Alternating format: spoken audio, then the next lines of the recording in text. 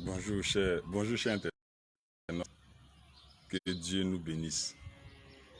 Ce matin, je voudrais encore m'introduire dans la révélation écrite pour parler de Dieu. Dieu, après avoir créé le monde et tout ce qui contient, Dieu a créé l'homme. Il a fait endormir l'homme et l'homme, à son réveil, a découvert la femme, à sa grande surprise, parce que l'homme n'avait pas demandé son semblable. Mais l'homme a reconnu son semblable. Il a reconnu la femme et l'homme a aimé la femme. L'homme s'est attaché automatiquement à la femme. Et il a dit, voici la chair de ma chair, les os de mes os. L'homme a aimé la femme dans son apparence, dans sa morphologie.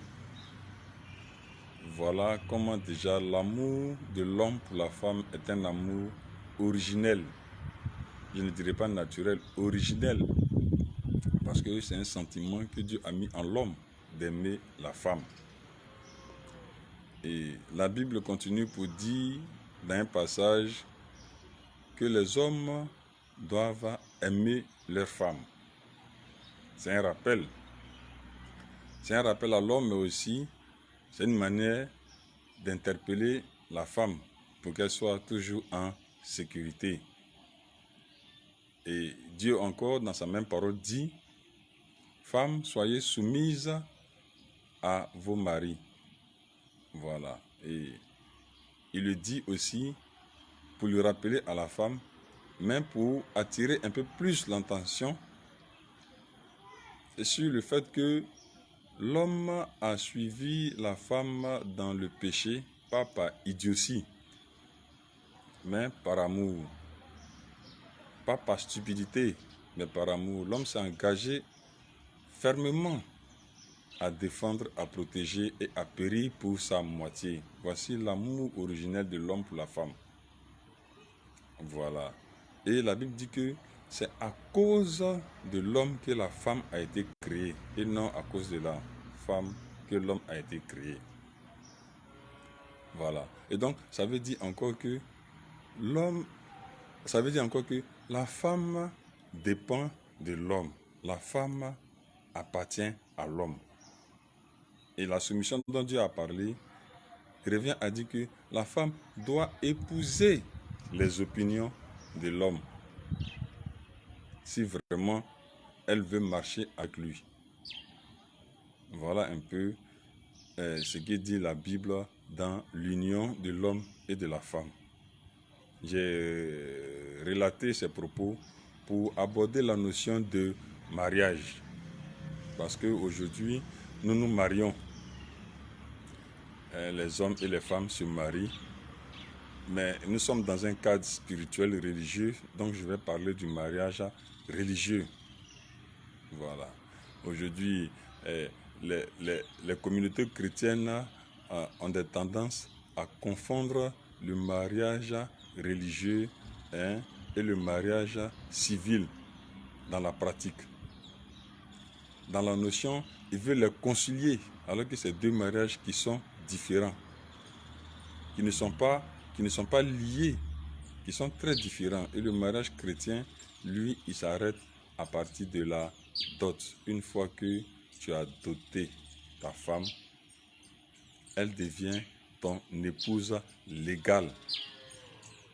Tu l'as épousée devant Dieu. Le mariage divin est une alliance de deux personnes, de deux familles, de deux peuples, de deux nations. C'est un mariage qui est très profond, qui unit l'homme dans l'amour originel, qui renforce les liens de sang. Voilà.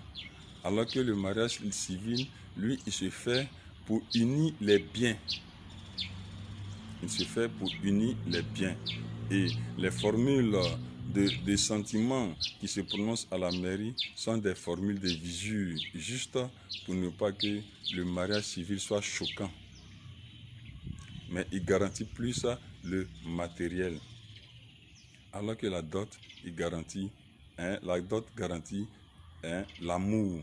Voilà pourquoi la Bible dit, quand il doit avoir divorce, l'homme écrit une lettre de divorce qu'il remet à sa femme. Voilà. Et c'est comme ça, par consentement des deux, le divorce a lieu et la liberté est accordée à chacun de refaire sa vie. C'est une parenthèse. Mais pour revenir au mariage, les femmes courent plus vers le mariage civil parce qu'elles perdent la notion de la définition du mariage spirituel. Les femmes, dès qu'elles se marient, elles se sentent en sécurité et perdent la soumission.